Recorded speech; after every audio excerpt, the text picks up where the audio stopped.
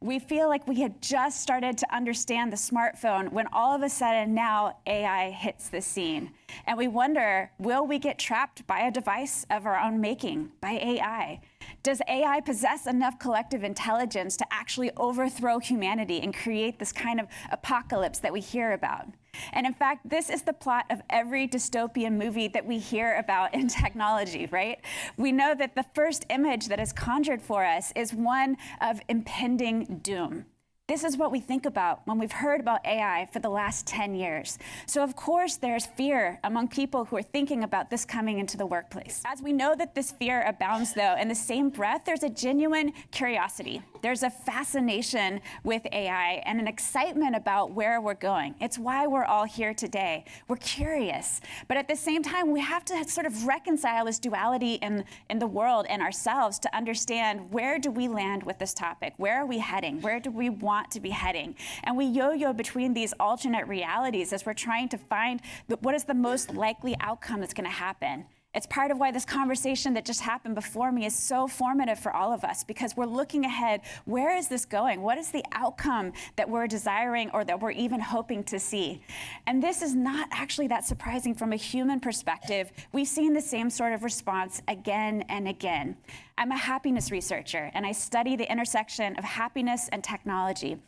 And what I've seen is that there is an equal amount of fear that has abounded every time we have a new technological innovation, whether it is the iPhone, the television, the radio, even the Gutenberg Bible and the printing press. We find that this reaction comes again and again. And here is just one example of a journal article that came out about this.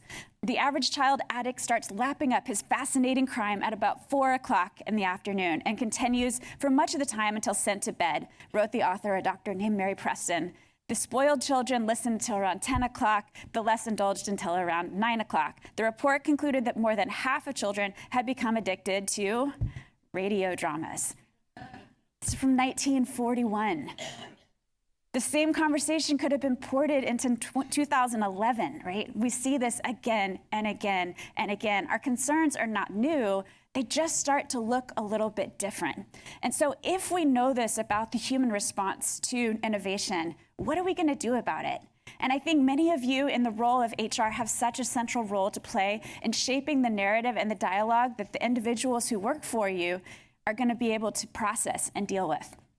This graph comes from 2023 from the Information Technology and Innovation Foundation, and they go through the narrative of the disruptive tech cycles. And for many individuals, they are predicting that we are not yet at the height of hysteria about generative AI. Those of us who are here are maybe a bit further along on the cycle. We're a little bit on the earlier adopted side, and we're reaching the point of practicality, although we're not quite there yet. But for so many people who are lagging behind, who are still trying to grapple with these topics, I think that we have a duty of care as individuals and as leaders to be able to shape this conversation for them. Will AI have pitfalls? Absolutely. Will it change the landscape of the job market? Yes, it will. But do I foresee a technological apocalypse? No, I don't. 7 years ago, I wrote a book called The Future of Happiness, and there is nothing quite like being a first-time author and taking on such a big topic as the future of humanity and happiness for all time. But I did it, and I look back at the book and I realized that I was curious how much I had actually thought about AI in the course of writing that book. And I certainly do write about it, and I write about the same conversation we're having today. But the real focus of the book was on the smartphone revolution, because at that time, we were worried that smartphones were going to destroy the fabric of society, of the world. Today, we're talking about AI. Again, where are we going to go with this? And I think that we have to be very careful and cautious about the way that we frame some of the conversations, because we're leaders in this space. This is one of the headlines that really bothers me, actually, that came out, I believe it was this year. No, it was last year. AI leaders warned that AI leaders warned that technology poses a risk of extinction like pandemics and nuclear war. Oh my gosh. 50% of AI researchers, it quotes in the article, think that the AI will actually create our own apocalypse. That's not great news.